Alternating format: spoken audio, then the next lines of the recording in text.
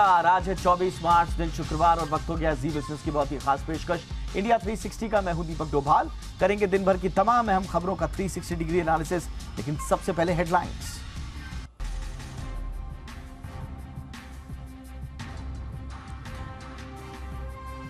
राहुल गांधी की लोकसभा से खारिज हुई संसद की सदस्यता। मानहानि केस में सचिवालय ने जारी किया नोटिस।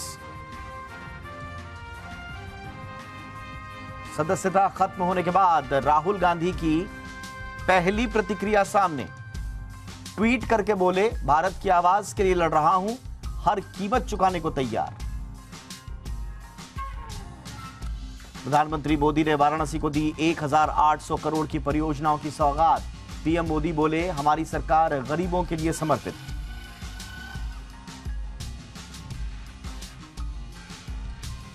एसटीटी पर टाइपो एरर को सुधारने को लेकर सरकार फिर से लाएगी संशोधन बिल। वित्त मंत्रालय ने 1 करोड़ के ऑप्शन सौदों पर एसटीटी 5000 से बढ़ाकर 6250 किया।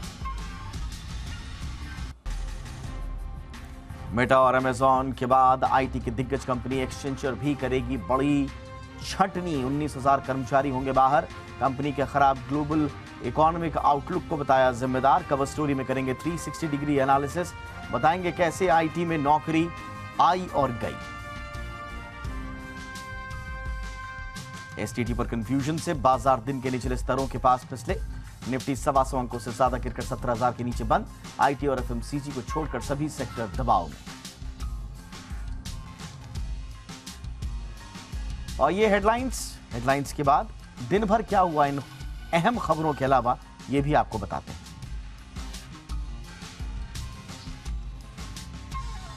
सीबीआई और ईडी के दुरुपयोग के खिलाफ दायर याचिका पर सुप्रीम कोर्ट 5 अप्रैल को सुनवाई करेगा। देश की 14 विपक्षी पार्टियों ने इसे लेकर याचिका दायर की है। याचिका दाखिल करने वाली राजनीतिक पार्टियों में डीएमके, भारत राष्ट्र समिति, तृणमूल कांग्रेस भी शामिल है। याचिका में सीबीआई और ईडी जैसी केंद्रीय जांच एजेंसियों की गिरफ्तारी के लिए गाइडलाइंस जारी करने की मांग की गई है। याचिका में कहा गया है कि 95% मामले विपक्षी नेताओं के खिलाफ है। सुप्रीम कोर्ट की पीठ में मुख्य न्यायाधीश डीवाई चंद्रचूड़ के अलावा जस्टिस पीएस नरसिम्हा और जस्टिस जेबी पारदीवाला भी शामिल थे।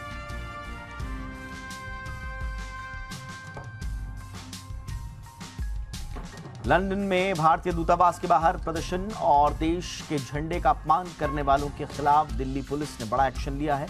दिल्ली पुलिस की स्पेशल सेल ने गृह मंत्रालय के आदेश पर खालिस्तान समर्थकों पर मुकदमा दर्ज किया है। इन खालिस्तानी समर्थकों के खिलाफ यूएपीए के तहत मामला दर्ज कर जांच शुरू कर दी गई है।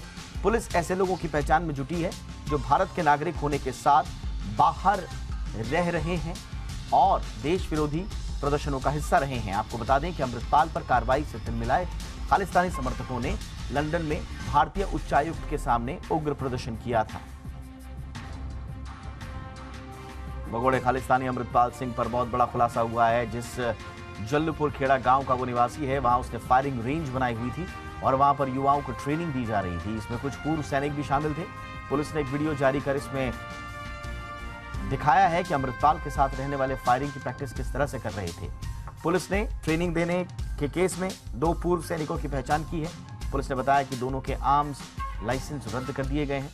पुलिस जांच के मुताबिक अमृतपाल ने पंजाब आते ही ऐसे विवादित पूर्व सैनिकों को ढूंढना शुरू कर दिया था जिनके पास पहले से ही आर्म्स लाइसेंस हो, ताकि ट्रेनिंग देने में आसानी रहे।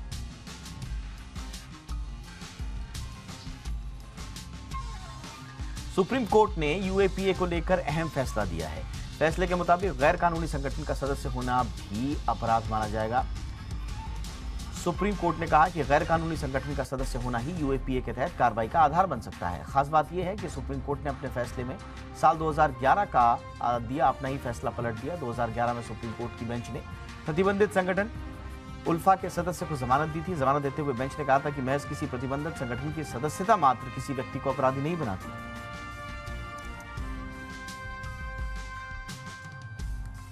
प्रधानमंत्री नरेंद्र मोदी ने आज वाराणसी में देश के पहले अर्बन रोप वे का शिलान्यास किया।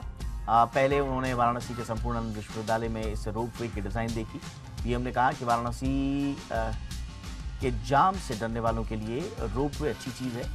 रोप वे बनने के बाद बनारस कैंट रेलवे स्टेशन और काशी विश्वनाथ कॉरिडोर के बीच दूरी बस कुछ मिनट रह जाएगी। पीएम ने कहा कि कैंट से भदौलिया के बीच जाम की भी समस्या काफ़ी कम हो जाएगी। रोपवे बन जाने से लोगों का बनारस घूमना आसान हो जाएगा। इसके साथ ही पीएम ने 1,800 करोड़ रुपए के 28 से ज़्यादा प्रोजेक्ट्स का शिलान्यास लोकार्पण किया। इसमें सिगरा का अंतर्राष्ट्रीय स्तर का स्टेडियम का शिलान्यास भी शामिल है।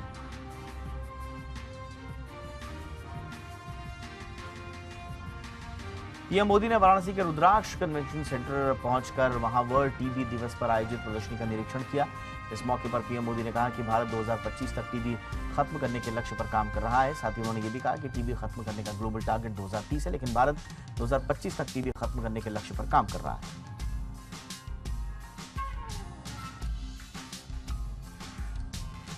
प्रधानमंत्री नरेंद्र मोदी 14 अप्रैल को गुवाहाटी और न्यू जलपाईगुड़ी को जोड़ने वाली पूर्वोत्तर की पहली वंदे भारत एक्सप्रेस को हरी झंडी दिखा सकते हैं। इस बात की जानकारी रेलवे के एक वरिष्ठ अधिकारी ने दी है। फिलहाल पश्चिम बंगाल में हावड़ा और न्यू जलपाईगुड़ी के बीच वंदे भारत एक्सप्रेस चलती है। आपको बताएं कि केंद्रीय रेलवे मंत्री अश्विनी वैष्णव ने इसी महीने कहा था कि दिसंबर 2024 तक वंदे भारत सिक्किम के रंगपो तक पहुंच जाएगी। पूर्वोत्तर सीमांत रेलवे के एक अधिकारी ने बताया कि गुवाहाटी न्यू जलपाईगुड़ी ट्रेन अधिकतम 110 किलोमीटर प्रति घंटे की रफ्तार से चलेगी।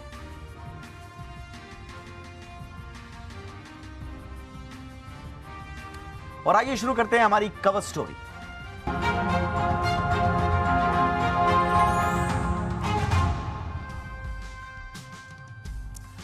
लगता है आईटी सेक्टर में छटनी की बयार थमने का नाम नहीं ले रही है। बीते कुछ महीनों से जारी छटनी की लिस्ट में अब एक और नाम जुड़ गया है, जानी मानी आईटी कंपनी एक्सेंचर का। इस बार ले ऑफ की जद में आएंगे 19,000 कर्मचारी, यानी कि ग्लोबल अर्थव्यवस्थाओं की सुस्ती का असर अब साफ तौर पर दिखने लगा है। 3 महीनों के भीतर ही करीब 1.5 लाख कर्मचारियों को कंपनियां निकाल चुकी हैं। पिछले एक हफ्ते में मेटा और अमेजॉन जैसी दिग्गज कंपनियों ने छटनी की थी। अब आईटी की दिग्गज कंपनी एक्सेंचर ने भी बड़े पैमाने पर छटनी का ऐलान किया है। आईटी कंपनी एक्सेंचर के मुताबिक ग्लोबल इकोनॉमिक आउटलुक के चलते 19,000 कर्मचारियों को नौकरी से निकालने का फैसला किया गया है। यह कंपनी के कुल वर्कफोर्स का तकरीबन 2.5% होगा। और यही नहीं, आधे से ज्यादा एम्प्लॉइज को 31 अगस्त से पहले ही निकाल दिया जाएगा। इसका भारत पर क्या असर पड़ेगा, ये थोड़ा देखना दिलचस्प होगा, क्योंकि कंपनी का कहना है कि मार्केट और देश के हिसाब से ये छटनियां की जा रही हैं। उसमें से आधे से ज्यादा तो वो एम्प्लॉइज होंगे जो क्लाइंट से सीधे नहीं जुड़े हैं। कंपनी ने एम्प्लॉई सेवरेंस और बाकी जो पर्सनल कॉस्ट है उस पर करीब 120 करोड़ डॉलर का खर्च करने का अनुमान भी लगाया हुआ है। ऐसा नहीं है कि सिर्फ आईटी कंपनियों में ही छटनी का सिलसिला बरकरार है। ऐसी कई दिग्गज कंपनियां हैं जहां लगातार छटनी हो रही है। आंकड़ों के मुताबिक पिछले कुछ सालों में 36,400 से ज्यादा लोगों ने भारत में अपनी नौकरियां गंवा दी हैं। लिडो लर्निंग, सुपरलर्न, गोनट सहित 9 कंपनियों ने अपने कर्मचारियों की 100% छटनी की, यानी कि वो कंपनियां बंद हो गई। टेक सेक्टर में जॉब कट्स को ट्रैक करने वाली वेबसाइट्स के मुताबिक 5 कंपनियों ने अपने 70 से 75 वर्कफोर्स को नौकरी से निकाल दिया है। ऐसी कंपनियों में गो मैकेनिक, फेबल केयर और एम फाइन्स शामिल हैं। आईटी सेक्टर को छोड़ दें तो कर्मचारियों की छटनी के मामले में बायजूस पहले पायदान पर है। इस एडटेक कंपनी ने कुछ महीने पहले 4,000 कर्मचारियों को नौकरी से निकाल दिया था। व्हाइट हैट जूनियर ने 2021 से अब तक 2100 कर्मचारियों की छटनी की है। बाइट डांस ने 2021 से अब तक 1800 कर्मचारियों को नौकरी से निकाला। पैसा बाजार ने 2020 से अब तक 1500 कर्मचारियों की छटनी की। फूड डिलीवरी कंपनी स्विगी ने 2020 से अब तक 1270 कर्मचारियों को बाहर का रास्ता दिखाया, जबकि जोमैटो ने मई 2020 से अब तक 2400 कर्मचारियों को नौकरी से निकाल दिया। इधर ओला ने मई 2020 से अब तक 2400 लोगों को बर्खास्त किया। लेकिन ऐसा भी नहीं है कि हर जगह संकट के ही बादल हैं। आपदा में कई अवसर के मौके भी पनप रहे हैं, थोड़े से ही सही, लेकिन ऐसा ही एक अवसर फ्रेशर्स के लिए आया है। टीम लीज एडटेक के मुताबिक 62% एम्प्लॉयर जो हैं वो ये मान रहे हैं कि वो पॉजिटिव हैं फ्रेशर्स की हायरिंग के लिए। उनका ये कहना है कि IT, telecom, BFSI, FMCG, digital oriented जो बिजनेस है और जो कंज्यूमर फेसिंग जो बिजनेसेस हैं, वहां पर जो फ्रेशर्स हैं उनकी हायरिंग को लेकर वो पॉजिटिव हैं। तो फ्रेशर्स के लिए एक तरह से ये एक अच्छी घड़ी है, शुभ अवसर है। लेकिन जिस तरह से पूरी दुनिया में आईटी और दूसरे सेक्टर्स में छटनी का दौर चल रहा है। एक सवाल इस वक्त सबसे बड़ा उठ रहा है कि छटनी के बादल आखिर कब छटेंगे। इस पर बातचीत करने के लिए मेरे साथ दो खास मेहमान इस वक्त जुड़ चुके हैं। मुनीरा लोलीवाला इस वक्त हमारे साथ जुड़ चुकी हैं, बिजनेस हेड हैं टीम लीज डिजिटल की। मुनीरा, बहुत बहुत स्वागत है आपका हमारे शो पर। और हमारे साथ हैं अमित बडेरा साहब, मैनेजिंग डायरेक्टर हैं प्रोटिविटी के। अमित, आपका भी बहुत बहुत स्वागत है। मैं मुनीरा चर्चा की शुरुआत आपसे ही करना चाहूँगा और सबसे पहले तो हम एक्सेंचर से लेकर और थोड़ा पीछे तक चले जाएं। ये दुनिया भर में ले ऑफ चल रहे हैं, आप लोगों तक क्या बात आ रही है? कब तक ये ले ऑफ चलेंगे? क्या प्रेशर कुछ रिलीज हुआ है या अभी भी बना हुआ है प्रेशर, अभी भी कुछ और ले ऑफ्स आएंगे? और अगर आएंगे तो वो कहां कहां से आते हुए दिख रहे हैं? देखिए, इन्फ्लेशन का दबाव, ब्याज दर, अधिक संख्या में नौकरियां नियुक्त करना, ये बहुत सारे कारण है छटनी के। अगर हम कुछ पीछे की बात करें तो यूएस में तकरीबन 6 मिलियन लोग आज की तादाद में टेक या आईटी कंपनियों में कार्यरत हैं। इसमें से अगर 1.5 लाख या 1 लाख के करीबन लोग निकाले जाते हैं तो ये नंबर क्या ज्यादा है, ये सोचने की बात है। दूसरी बात, अगर हम सालाना बात करें तो 1.5% से लेकर के 2% तक की छटनी हर साल होती है, जो परफॉर्मेंस की वजह से है या जो किसी और रीजंस की वजह से होती है। अगर हम ओवरऑल आउटलुक को देखें तो अभी एक्सेंचर की बात करें, जो 1.5%, जो 2.5% का जो छटनी हुआ है, वो ओवरऑल नंबर के मुकाबले में काफी कम है। कंपनियां अपने ऊपर भी आए, जैसे ओवरहेड्स, अपने गैर बिल नॉन बिलेबल रिसोर्सेज और अपने लाभ को कायम रखने के लिए ये रास्ता अपना रही है। ये समय सही नहीं है और आगे भी हायरिंग धीमी गति से होंगी। आगे के आने वाले महीनों में हम देखेंगे कि काफी छटनियां हो सकती हैं, किंतु ये जो समय का ये जो अनप्रिडिक्टेबिलिटी है, अभी हम बात करें कि संसार काफी अनप्रिडिक्टेबल है, इस अवस्था में अपनी स्थिति बनाए रखना और निवारक तरीके अपनाना काफी जरूरी है, ये मैं कहूंगी। जो आप कह रही हैं वो ऐसा लग रहा है कि ये बहुत नॉर्मल सी सिचुएशन है। तो ये जो लगातार एक के बाद एक जो छटनियों की खबरें आ रही हैं और जॉब मार्केट में जो प्रेशर है उसके जो हमें डेटा मिल रहे हैं, तो क्या ये रियलिटी में उतने ज्यादा चिंताजनक नहीं है? और चिंताजनक इसलिए नहीं है क्योंकि अगर आप देखेंगे तो इसका एक दूसरा दृष्टिकोण भी है।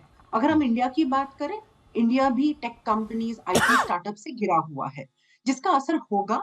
हम देखेंगे कि यहाँ पे भी पिछले 6 महीने में काफी हायरिंग्स धीमी हुई है, जिसका एक अच्छा असर यह है कि आपका जो एट्रिशन डेटा है वो कम हुआ है। और अगर आप दूसरी दृष्टिकोण से देखना चाहे तो जो रिप्लेसमेंट हायरिंग्स हो रही है ग्लोबली, वो इंडिया की तरफ आ रही है, जहां पे लो कॉस्ट रिसोर्सेज अवेलेबल है, फ्रेशर हायरिंग ज्यादा पैमाने पे हो रही है। इसीलिए अगर आप देखेंगे तो वो बैलेंस बन रहा है। ये एक हमारे लिए आरामदायक बात होगी। एब्सोल्युटली। अमित, आपकी नज़र में क्या स्थिति है अभी? क्योंकि हम जहां बात कर रहे हैं आईटी में छटनियों के दौर से, स्वाभाविक रूप से एक चिंता की बात तो है ही।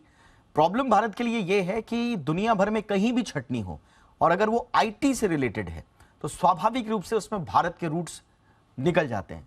कंपनी कोई भी हो, इंटरनेशनल हो या ग्लोबल हो या फिर डोमेस्टिक हो, आईटी सेक्टर के ज्यादातर वर्कफोर्स भारत से जुड़ा हुआ है।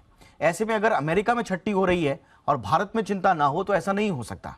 अभी हमने देखा कि गूगल में इतनी लंबी चौड़ी छटनी हुई, यूएस से लेकर सिंगापुर तक के जो भारतीय टेक जो कर्मचारी थे इन बड़ी बड़ी कंपनीज में, उनको रातों रात छोड़ना पड़ा देश में, कम से कम जिनके पास वहां की परमानेंट रेजिडेंस नहीं थी। तो वो आकर अब भारत में आकर अब अपना एक नया मकाम तलाशने की कोशिश कर रहे हैं। और ये एक कहानी नहीं है, कई कहानियां हैं। अभी जो मुनीरा जी से बात हो रही है वो ऐसा लग रहा है कि ये एक डेली रूटीन है, हर साल का एक एनुअल रूटीन है और 2.5 से 3% की छटनी हो जाना ये तो नॉर्मल भी परफॉर्मेंस बेस्ड छटनी का हिस्सा है। तो आपसे मैं पूछूंगा फिर, क्या ये जो पैनिक है, ये जो चिंता है ले ऑफ्स के कारण, छटनी के कारण, इसका कोई आधार नहीं है? आधार तो जरूर है। अगर आप देखें लास्ट 2 साल में, और थिंक कोविड टाइम पे छटनियां हुई थी, और लास्ट 1 साल 1.5 साल कोविड के बाद आई थिंक बहुत ऑर्गेनाइजेशंस ने हायरिंग किया था। तो अगर आप देखें आपके इंट्रोडक्शन में भी, तो 2 इंडस्ट्री की बात आपने ज्यादातर की है, राइट? एक आईटी फर्म्स और एक एडटेक फर्म्स। आई थिंक ये दोनों ऐसी इंडस्ट्री थी जिन्होंने कोविड के टाइम पे बहुत ज्यादा हायरिंग की थी। और आईटी इंडस्ट्री का ये एंटिसिपेशन था कि जो ट्रांसफॉर्मेशन है, डिजिटल ट्रांसफॉर्मेशन है, वो एक अच्छे पेस पे कंटिन्यू रहेगा, इसीलिए उन्होंने ओवर हायरिंग की थी। और एडटेक का भी यही व्यू था कि अब लोग ज्यादा एजुकेशन फील्ड वाले जो हैं वो ऑनलाइन आ जाएंगे, इसलिए ये दोनों इंडस्ट्री ने बहुत ज्यादा हायरिंग की थी। और अगर आप देखें कुछ परसेंटेज ऑफ छट्टियां तो हर साल रेगुलरली होती है, बट इसमें थोड़ा इजाफा इसलिए है और इसलिए ज्यादा दिख रहा है क्योंकि जो ओवर हायरिंग हो गई थी, जो बेंच बड़ी बड़ी ऑर्गेनाइजेशंस ने बनाई थी इन एंटिसिपेशन के उनको प्रोजेक्ट्स बड़े मिलेंगे और वो कंटिन्यूसली रहेगा, वो बेंच को वो अब रैशनलाइज कर रहे हैं, जो फैट था उसको कम कर रहे हैं। तो ये आप सही कह रहे थोड़ा हैं इम्पैक्ट जी रहेगा। बट अमित जी, आप सही कह रहे हैं, लेकिन मेरा मेरा देखें, इसी से जुड़ा हुआ एक सवाल है। और जब हम आईटी के सेक्टर में जिन लोगों की जॉब्स गई हैं उनसे बात करते हैं, उनकी बात सुनते हैं, तो वो कह रहे हैं कि इस बार जो लेऑफ्स का जो पैटर्न है वो अनयूजुअल इसलिए है क्योंकि बेंच पे रखे गए लोगों को नहीं निकाला जा रहा है, बल्कि 10-10, 15-15 साल पुराने लोगों का ले ऑफ हुआ है। यानी कि ऐसा वर्कफोर्स जिसमें बाकायदा कंपनी का इन्वेस्टमेंट रहा है, मॉनेटरी टर्म्स में भी और एक्सपीरियंस, उनके एक्सपीरियंस और दूसरे टर्म्स में भी, उनको भी निकाल रही है कंपनी।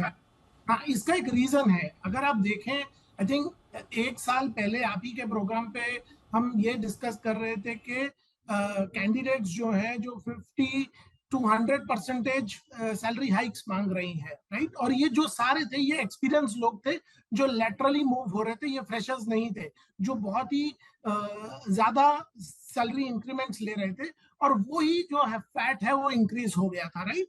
अब आपका सैलरी अगर 100% इंक्रीज हो गया, इसका मतलब ये नहीं है कि आपका रिटर्न ऑन इन्वेस्टमेंट आउटपुट भी 100% हो गया है। और इसी टाइम पे जब ऑर्गेनाइजेशन देख रही हैं कि वो ऑप्टिमाइज कैसे करें, तो यही वो रोल्स हैं जिनको कम किया जा रहा है। या तो कुछ कंपनी, आपने पढ़ा होगा, कुछ कंपनीज ने ऐसा बोला है कि कम सैलरी में आ जाइए, और कुछ कंपनीज जो है वो छटनियां कर रही है because they are reducing fat. और एक रिपोर्ट में जैसे आपने बताया कि फ्रेशर्स को हायर कर रहे हैं, इसीलिए इसका मतलब ये है कि वो ऐसा नहीं है कि नंबर ऑफ जॉब्स जा रही हैं, बट कुछ स्ट्रेटा में जो मिड ऑफ द पाई है जहां पे फैट ज्यादा था, आई थिंक वो कम हो रहा है। तो आपका अनुमान एकदम सही है। ये जो एक्सपीरियंस लोग हैं उन पे भी ये इम्पैक्ट आ रहा है।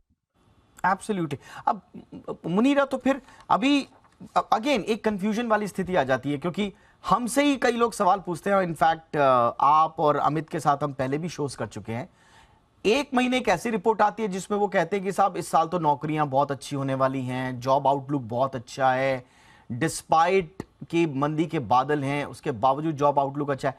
फिर अचानक से रिपोर्ट आती है कि साहब इस बार इंक्रीमेंट्स बड़े अच्छे हो रहे हैं, 10% से ज्यादा इंक्रीमेंट होगा।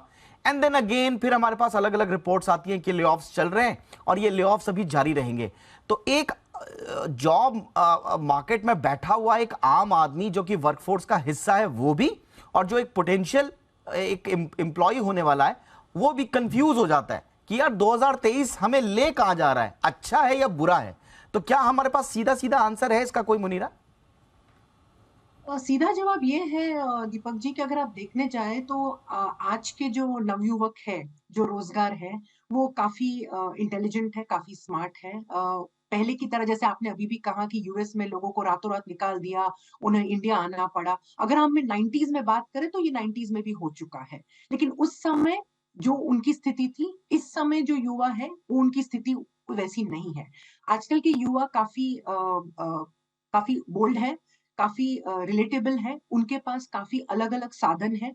वो चाहते हैं इस तरह के जॉब्स जो उनको प्रोजेक्ट बेस्ड मिले, टाइम बेस्ड मिले। वो 9 to 5 की नौकरियां, बहुत सारे युवक हैं जो इस तरह से प्रोजेक्ट बेस पे काम करना चाहते हैं, जहां उन्हें 6 महीने काम करने का मौका मिले और 6 महीने अपने दूसरे हॉबीज को एक्सप्लोर करने का मौका मिले। तो काफी सारे ऐसे लोग हैं जिनको हम देखते हैं जो काफी इस चीज को आउटलुक पे ले रहे हैं कि अगर इस दफा हमारी जॉब नहीं लगी तो हम इसको अपस्किलिंग में यूज करेंगे, ट्रेनिंग में यूज करेंगे, लर्निंग और डेवलपमेंट में एक और अच्छा कोर्स कर लेंगे। तो ये स्थिति है। मेरे ख्याल से स्टेट ऑफ कंफ्यूजन इतना नहीं है जितना कुछ सालों पहले हुआ करता था।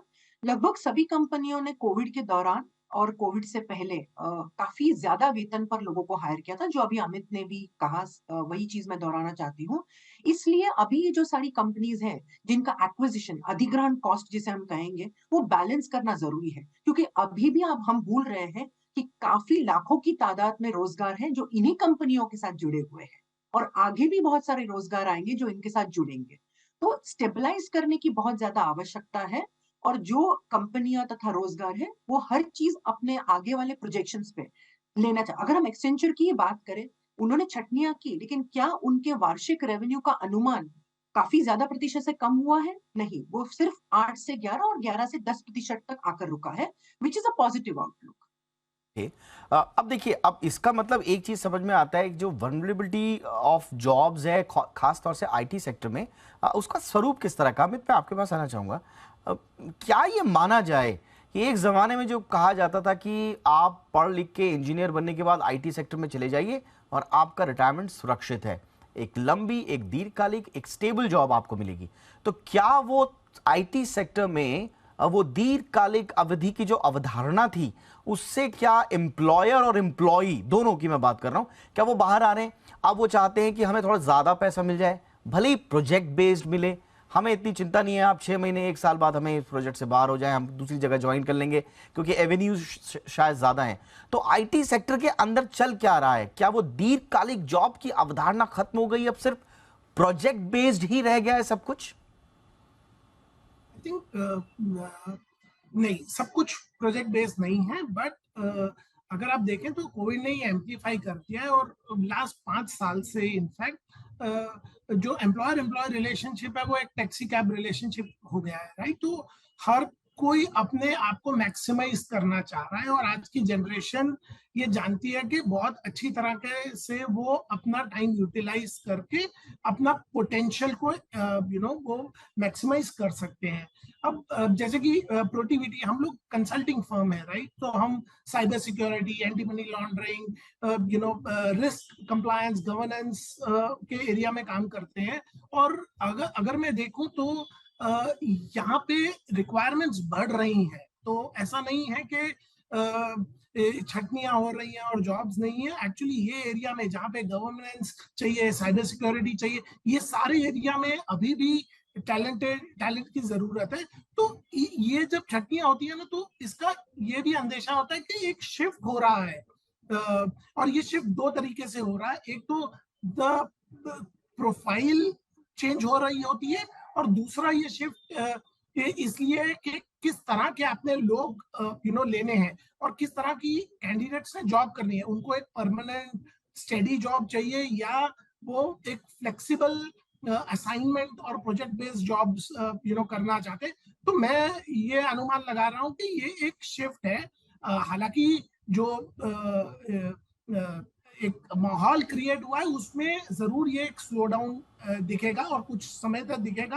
बट जो कंपनीज है, फॉर एग्जांपल बैंक्स जो है, जहाँ जो यूएस यूरोपियन बैंक्स में जो इम्पैक्ट आ रहा है और हम टर्मोइल देख रहे हैं, वो लोग अपना आईटी ट्रांसफॉर्मेशन जो है वो डिले कर सकते हैं, वो रोक नहीं सकते। तो ये 1 क्वार्टर 2 क्वार्टर तक डिले कर सकते हैं, बट उनको अभी भी अपना रिस्क गवर्नेंस मैकेनिज्म स्ट्रांग रखना पड़ेगा। उनको अभी भी साइबर सिक्योरिटी के ऊपर ट्रांसफॉर्मेशन पे फोकस करना पड़ेगा। तो ये एक टेम्पररी फेज है, और मुझे नहीं लगता कि ये लंबा चलेगा। At the same time I think कुछ ऐसी इंडस्ट्रीज हैं, दीपक जी, जिन्होंने आईटी के ऊपर इन्वेस्टमेंट ज्यादा नहीं की थी, और अब वो इंडस्ट्रीज आ रही है। जैसे आप देखिए, लास्ट 1-2 साल में मैन्युफैक्चरिंग इंजीनियरिंग फर्म्स ने आईटी के ऊपर इन्वेस्टमेंट बहुत ज्यादा किया है। तो ऐसी इंडस्ट्रीज उभर के आ रही है जिन्होंने आईटी में इन्वेस्टमेंट नहीं किया है। तो कंजम्पशन रहेगा, ये मूवमेंट हो रहा है जो एक टेम्पररी फेज है मेरे हिसाब से। बट इंडिया को लॉन्ग टर्म में प्रॉब्लम नहीं दिख रही। ऑलराइट सर, मैं संक्षेप, जी हाँ बिल्कुल सर, यानी कि लॉन्ग रन में थोड़ा सा एक पॉजिटिव सेंटिमेंट जरूर रहेगा, और ये जो बीच के जो जॉल्ट्स हैं ये संभवतः तब तक आते रहेंगे जब तक पूरी दुनिया में मंदी की एक आशंका है। बहुत संक्षेप में मुनीरा, मैं आपसे समझना चाहूंगा, ये जो छट्टियां हो रही हैं, जिन लोगों की जॉब्स जा रही हैं, ओवरऑल आप क्या देखती हैं? ये लोग घर बैठ रहे हैं, इनको वापस जॉब में जाने में समय लग रहा है, या फटाफट ये भी एब्जॉर्ब हो जा रहे हैं सिस्टम में? एक साइकिल है। कुछ लोग ब्रेक लेना चाहते हैं, तो वो अपने ब्रेक की तरफ है, जैसे कि मैंने पहले भी दोहराया। और जो कुछ लोग हैं वो तुरंत जॉब मार्केट में वापस आना चाहते हैं, तो वो साइकिल शुरू है और वो समय से पूरा हो रहा है, इसमें कोई दिक्कत नहीं है। काफी सारे इंडस्ट्रीज हैं जो इन लोगों को एब्जॉर्ब कर रहे हैं। अगर हम देखने जाएं, जो टेक टैलेंट की हम बात करें, आईटी इंडस्ट्रीज में जो टेक टैलेंट है, वो काफी हद तक नॉन आईटी इंडस्ट्रीज में आज के पैमाने में एब्जॉर्ब किए जा रहे हैं। सो काफी सारे manufacturing, telecom, consumer, retail, e commerce, ऐसे बहुत सारी इंडस्ट्रीज हैं जहां पे टेक हायरिंग्स हो रही हैं। तो कंटिन्यूस रोटेशन में जॉब्स मिले जा रहे हैं and काफी सारे लोग जो हैं वो इजीली इन जॉब्स को पा सकते हैं। तो मेरे ख्याल से इतना कुछ वरी करने का मसला नहीं है। लोग भी काफी क्लियर है कि वो क्या चाहते हैं, वो कितने दौरान में अपने जॉब को वापस चाहते हैं, किस तरह का बिल्कुल जॉब चाहते हैं। बिल्कुल। और जैसा आप दोनों ही कह रहे हैं कि आजकल का जो वर्कफोर्स है, वर्कफोर्स के हिस्सा जो युवा हैं, उन्हें मालूम है कि किस तरह के वनरेबिलिटीज़ हैं, किस तरह के रिस्क्स हैं और कैसे कैसी अपॉर्चुनिटीज़ हैं, तो वो अपने प्लानिंग उस हिसाब से करें। लेकिन इस बीच हमने ये भी देखा कि बहुत सारी कंपनीज ने बड़े इमेच्योर फैसले लिए। मसलन ये जो बेंच पे बैठा देना और फिर जब आपके प्रोजेक्ट्स आए या नहीं आए, कोई प्रोजेक्शन नहीं था आपके पास फ्यूचर का, उसके बाद आनन फानन में लोगों को कह दिया गया कि आप जाइए। कई लोगों को तो, कई कंपनीज हैं जिन लोगों ने ऑफर लेटर दे चुके थे और उसके बाद उसमें ही नेगोशिएट करे थे। तो इस तरह के इमेच्योर डिसीजंस भी हुए। हम एक्सपेक्ट ये करते हैं कि एम्प्लॉयर के तौर पर ये जो कंपनीज हैं, ये भी एक रियलिस्टिक फैसले लें, अप्रोच रियलिस्टिक रखें, फार साइटेड रखें, फ्यूचरिस्टिक रखें, ताकि एक बेहतर ओवरऑल जो सिनारियो आईटी सेक्टर का वो देखने को मिले। बहुत बहुत शुक्रिया आप दोनों का, आपने वक्त निकाला। Munira Loliwala, thank you so much ma'am. Amit Vadera, thank you so much sir वक्त निकालने के लिए। जल्द ही लोन सिस्टम भी पूरा डिजिटल होगा। जिस तरह यूपीआई ने पेमेंट सिस्टम को आसान किया है, ठीक वैसे ही चंद क्लिक से अब पर्सनल लोन ही नहीं बल्कि होम लोन भी आसानी से मिल पाएगा। बैंकिंग लेंडिंग सिस्टम में क्या क्या बदलाव हो रहे हैं, खासतौर से होम लोन में, क्या वाकई में ये क्रांतिकारी परिवर्तन संभव है? देखिए इस रिपोर्ट में।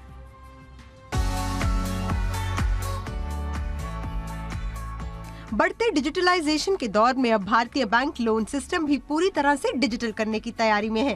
पर्सनल से लेकर होम लोन, सब तरह के लोन चंद मिनटों में मुमकिन होंगे। ग्राहक घर बैठे ऐप या वेबसाइट पर पैन, आधार कार्ड, बैंक स्टेटमेंट और आईटीआर जैसी पर्सनल जानकारी के साथ लोन अप्लाई करेगा। बैंक इन्हीं जानकारियों के आधार पर ग्राहक की क्रेडिट स्कोर, एआई और सोशल मीडिया के जरिए सिक्योर्ड और अनसिक्योर्ड डेटा जुटाएगा। बैंक ग्राहक के क्रेडिट स्कोर और दूसरी जानकारियों से ये तय करेगा कि ग्राहक को लोन दिया जा सकता है या नहीं। सब सही रहा तो बिना बैंकों के चक्कर लगाए चंद क्लिक से होम लोन मिल जाएगा। इसमें कम से कम 7 मिनट और ज्यादा से ज्यादा 15 दिन लग सकते हैं। सरकार ने एक संस्था है NESL, उसको मैंडेट भी दिया है कि वो डिजिटल डॉक्यूमेंटेशंस अगर उस पर किए जाएंगे that will have the legal validity. तो अब जो डॉक्यूमेंट्स हैं वो भी ऑनलाइन एग्जीक्यूट किए जा सकते हैं। तो एक बार अगर ये होगा तो कस्टमर ऑनबोर्डिंग से लेके उसकी अंडरराइटिंग, उसका डॉक्यूमेंटेशन, उसका डिसबर्समेंट, ये सारी चीज़ों को डिजिटलाइज करके complete digital journey lending space में क्रिएट करने के लिए काम चल रहा है। बैंकों से होम लोन लेना एक जटिल प्रक्रिया है। इसी वजह से कई लोग मिनटों में लोन आसानी से पाने के लिए NBFC का रुख करते हैं, लेकिन वहाँ देना पड़ता है ज्यादा इंटरेस्ट। ऐसे में बैंक भी अपने ग्राहक गंवाने की बजाय अब अपने हर तरह के लोन के अप्रूवल के प्रोसेस को अपनी ऐप या वेबसाइट के जरिए आसान बना रहे हैं, डिजिटल और पेपरलेस बना रहे हैं, ताकि बैंकों की लागत भी कम हो। बहुत सारे स्टेट्स में ये प्रॉपर लैंड रिकॉर्ड क्रिएशन हो चुका है, डिजिटलाइज्ड फॉर्मेट। एंड जैसे जैसे ये लैंड रिकॉर्ड्स और रोबस्ट होते चले जाएंगे, आप इन पे इलेक्ट्रॉनिक चार्ज क्रिएट करने का आपका जो you will be able to do it in a lot better fashion. Home loan या किसी भी लोन को डिजिटल करने की प्रक्रिया NESL यानी कि national e governance services limited के चलते आसान हुई है। NESL एक ऐसी कंपनी है जिसके पास डिजिटल फॉर्म में हर लोन का ब्यौरा होता है।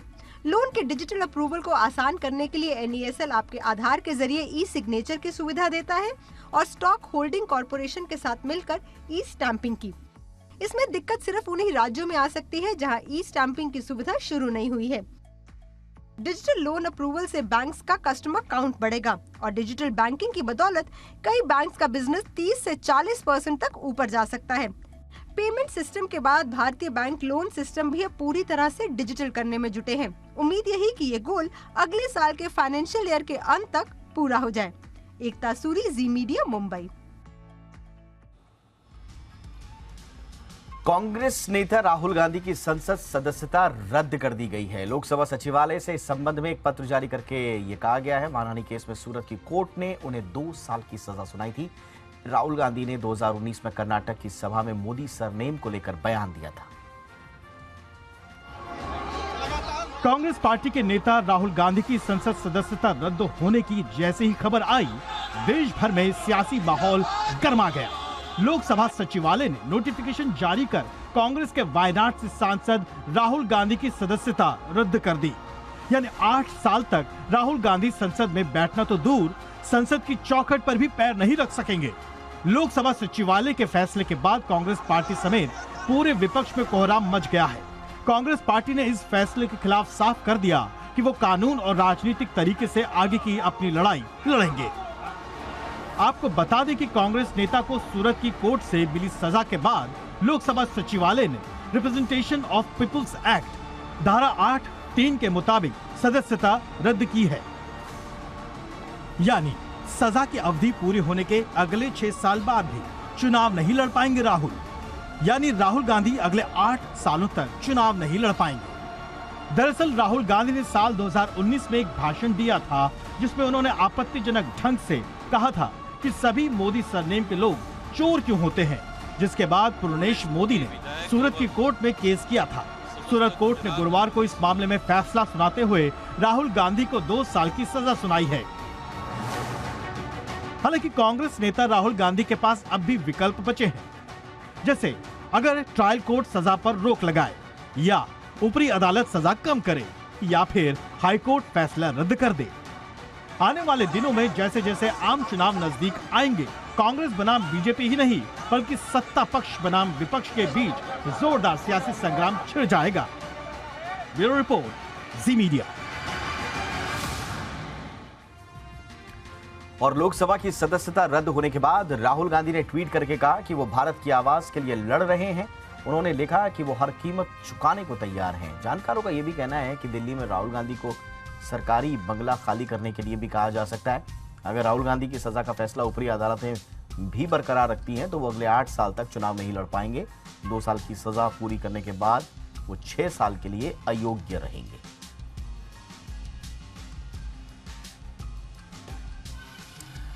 अब प्रोजेक्ट के रेरा नंबर से वेबसाइट पर प्रोजेक्ट डिटेल्स खोजने के लिए मशक्कत नहीं करनी होगी।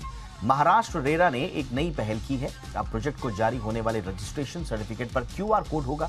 घर खरीदार QR कोड को स्कैन कर प्रोजेक्ट की बेसिक डिटेल्स देख पाएंगे।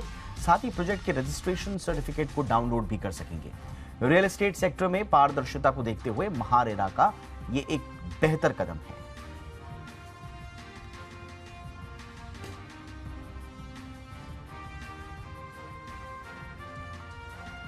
फाइनेंस बिल में एक और झटका लगा है। डेट म्यूचुअल फंड से जुड़े कुछ नए प्रस्ताव आ गए हैं जो 1 अप्रैल से लागू होंगे। क्या है ये प्रस्ताव, ये बताने के लिए हमारी सहयोगी नुपुर इस वक्त हमारे साथ है।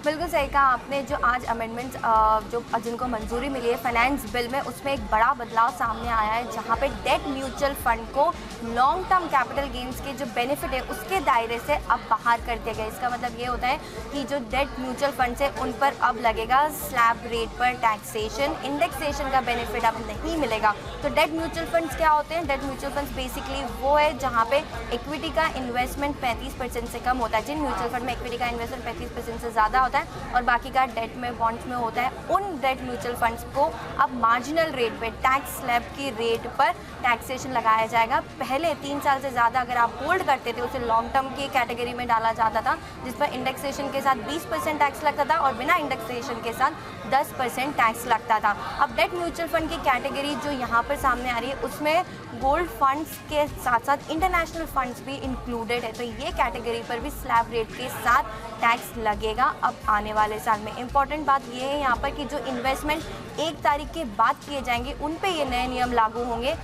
31 मार्च 2023 तक से पहले किए गए इन्वेस्टमेंट पर पुरानी जो टैक्स की प्रक्रिया है वही चलेगी, उन पर ये नए नियम लागू नहीं होंगे। तो ये जितने भी नए नियम हैं वो 1 अप्रैल 2023 के बाद से ही लागू होंगे। इन्वेस्टमेंट जो 1 तारीख के बाद किए जाएंगे उस पर ही लागू होंगे। तो बेसिकली जितने भी फिक्स्ड इनकम की जो इन्वेस्टमेंट कैटेगरीज होती है, जैसे कि फिक्स्ड इनकम हो गई या डेट म्यूचुअल फंड्स हो गए, वो उनके टैक्सेशन को एट पार लाने के लिए मार्जिनल रेट पे टैक्सेशन के लिए ये बदलाव आज किए गए और काफ़ी बड़ा बदलाव है।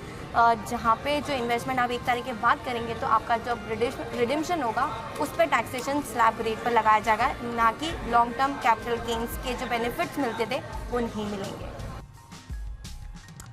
सरकारी कर्मचारियों के लिए एनपीएस को और आकर्षक बनाने की कवायद शुरू हो गई है। लोकसभा में वित्त विधेयक के पास किए जाने के दौरान वित्त मंत्री निर्मला सीतारमण ने कहा कि सरकारी कर्मचारियों के लिए नेशनल पेंशन स्कीम को और आकर्षक बनाया जाएगा। इसके लिए वित्त मंत्री ने एनपीएस को लेकर एक कमेटी बनाए जाने का ऐलान किया है। वित्त सचिव की अध्यक्षता में इस कमेटी का गठन किया जाएगा। वित्त मंत्री ने कहा कि इस कमेटी की सिफारिशें केंद्र के साथ साथ राज्यों के कर्मचारियों पर भी लागू होंगी। National pension system for government employees needs to be improved. I propose to set up a committee under the finance secretary to look into this issue of pensions and evolve an approach which addresses the needs of the employees while maintaining fiscal prudence to protect the common citizens. The approach will be designed for adoption by both central and state governments.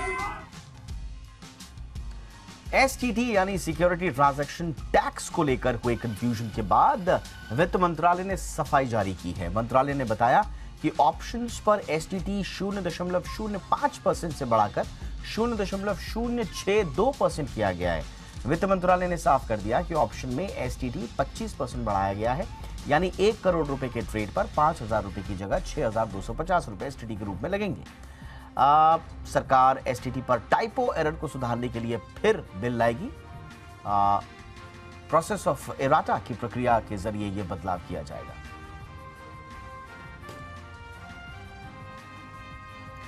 और इधर STT पर confusion के बाद बाजार में बड़ी गिरावट देखने को मिली। कारोबारी हफ्ते के आखिरी दिन सेंसेक्स करीब 400 अंक गिरावट के साथ 58,000 के नीचे बंद हुआ। निफ्टी में 100 अंकों से ज्यादा की गिरावट देखी गई। बैंक निफ्टी 221 अंक फिसलकर 39,395 के लेवल पर बंद हुआ। और मार्केट का पूरा एक्शन बता रहे हैं कुशल गुप्ता। तो हमने देखा कि आज कारोबारी हफ्ते के आखिरी दिन भारतीय बाजारों में भारी गिरावट रही और इसके मुख्यतः 3 कारण रहे। सबसे पहला तो ये कि यहाँ पर जिस तरह से ग्लोबल मार्केट्स में सेल ऑफ हमें देखने को मिला, खासकर यूरोपियन मार्केट जब खुले तो वो कहीं ना कहीं एक बहुत बड़ा फैक्टर बनता हुआ दिखा। और यही नहीं, डेट म्यूचुअल फंड्स को लेकर जो फैसला आया फाइनेंस बिल में, वो कहीं ना कहीं इम्पैक्टफुल था। एंड ओवरऑल जो मार्केट का सेंटिमेंट है वो एक बड़ा डैम्पनर निकल कर आ रहा था। खासकर अगर आप एएमसी स्टॉक्स की तरफ नज़र डालें तो वहाँ पर बड़ा दबाव आज के दिन में रहा। यही नहीं, एसटीटी को लेकर जो कन्फ्यूजन्स क्रिएट हुआ मार्केट आज के दौरान, वो भी कहीं ना कहीं थोड़ा सा कंट्रीब्यूट करते हुए नजर आए ओवरऑल बाजार के सेंटिमेंट को बिगाड़ने में। बट लार्जली जिस तरह का मूड माहौल रहा उसमें कुछ गेनर्स भी थे। निफ्टी में गेनर्स में सबसे पहले तो इन्फोसिस, टेक महिंद्रा जैसे स्टॉक्स थोड़े से तेजी में रहे। साथ साथ सिप्ला और डॉक्टर रेड्डीज यानी कि फार्मा और आईटी, ये स्टॉक्स थोड़े से चलते हुए नजर आए। पर दूसरी तरफ गिरावट कहाँ थी? गिरावट सबसे ज़्यादा अदानी एंटरप्राइजेस समेत बजाज फाइनेंस, बजाज फिनसर्व भी 2 से 2.5% तक की गिरावट रही। कुछ स्टॉक्स इन फोकस थे। बल्क डील को लेकर कैंपस एक्टिवेयर आज फोकस में था, यहाँ पर करीबन 9% तक का कट आता हुआ दिखा। साथ ही हाइकल काफ़ी दिनों के बाद यहाँ पर फोकस में था, पर फॉर द रॉन्ग रीज़न, क्योंकि करीबन 8 से 9% तक की गिरावट यहाँ पर थी। जेके टायर्स पर भी आपको मुनाफा वसूली आती हुई नजर आई। जैसे कि मैं आपको बता रहा था कि डेट म्यूचुअल फंड्स पर फैसला आने के बाद काफ़ी सारे एएमसी स्टॉक्स पर आज भारी दबाव था। 4% से ज़्यादा का कट तो आपको तमाम मेजॉरिटी ऑफ द स्टॉक्स इस स्पेस के में आते हुए दिखे थे। टॉप गेनर्स में आईटीआई, साइंट, जाइडस वेलनेस जैसे स्टॉक शामिल रहे, जहां पर 4% से लेकर डबल डिजिट्स में भी गेंस आए इतने गिरावट के बाजार में भी। पर टॉप लूजर्स में भी आदित्य बिरला कैपिटल आप देखिए ऑलमोस्ट 6.5% तक की गिरावट थी। Made plus health, fine organic जैसे स्टॉक्स पर भी दबाव था लार्जली। तो मिक्स पिक्चर्स थी कुछ एक अगर आप ब्रॉडर मार्केट स्पेसेस में देखें। बट लार्जली जिस तरह से फ्रंटलाइन इंडेक्स आज धराशायी होते हुए नजर आए, अब देखना होगा कि वीकेंड के दौरान ग्लोबल मार्केट से किस तरह की खबरें आती हैं और उसका रिएक्शन सोमवार को हमें क्या देखने को मिलता है। भारत के ग्रामीण इलाकों में 4 में से सिर्फ एक व्यक्ति को लाइफ इंश्योरेंस के बारे में पता है। यह खुलासा मैक्स लाइफ इंश्योरेंस के सर्वे में हुआ है। कंपनी ने यह सर्वे देश के 113 गांवों में कराया था। सर्वे में यह भी पता चला है कि गांव के लोगों में प्रधानमंत्री जीवन ज्योति बीमा योजना को लेकर भी जागरूकता नहीं है। सर्वे के मुताबिक 100 में से सिर्फ 10 लोगों ने ही PMJJBY बीमा करवा रखा है। जब तक हम एक customize product, sachet based product नहीं बनाएंगे जिसका प्राइस पॉइंट काफ़ी कम हो, तो रूरल एरिया में पहुंचना मुश्किल है। तो हमें प्रोडक्ट को अलग तरीके से सोचना पड़ेगा। डिस्ट्रीब्यूशन जो वितरण है उसको भी अलग तरीके से सोचना पड़ेगा। रूरल एरिया में जाने के लिए हमें डिजिटल मीन्स का ज़्यादा सहारा लेना पड़ेगा और ग्राम पंचायत लेवल पे लोगों का सहारा लेना पड़ेगा। और आइए अब देखते हैं टेक टॉप 10।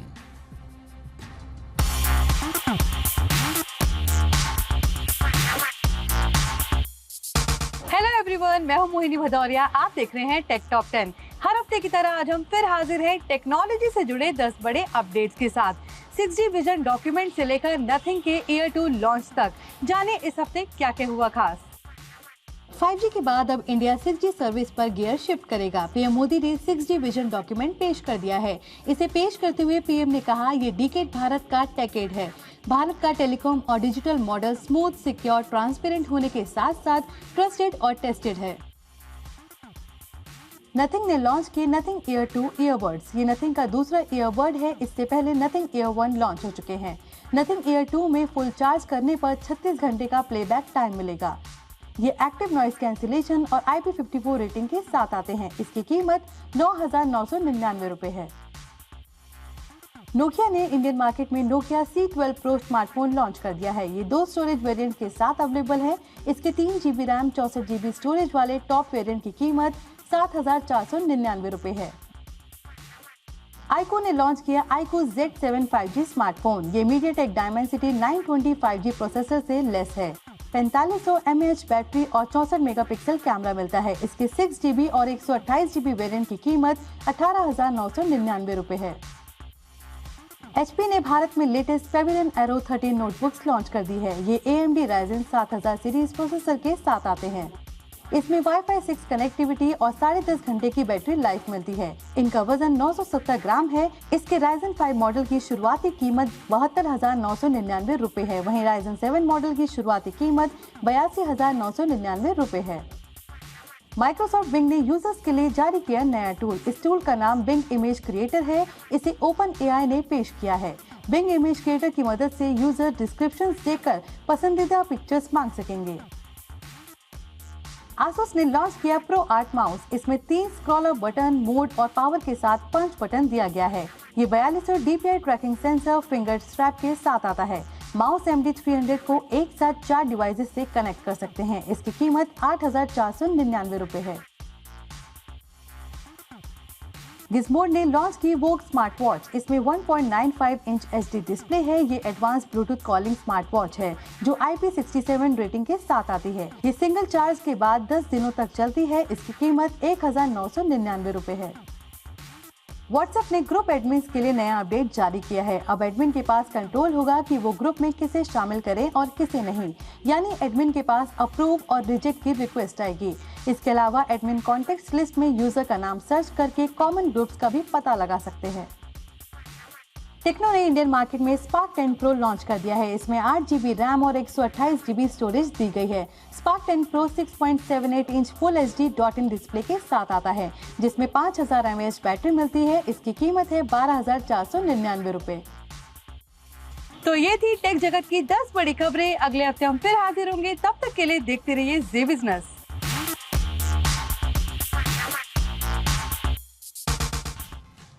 इंडिया 360 में आज बस इतना ही। हैशटैग याद रखिए #ZIndia360। कोई राय, कोई सुझाव हो तो जरूर दीजिएगा। नमस्कार।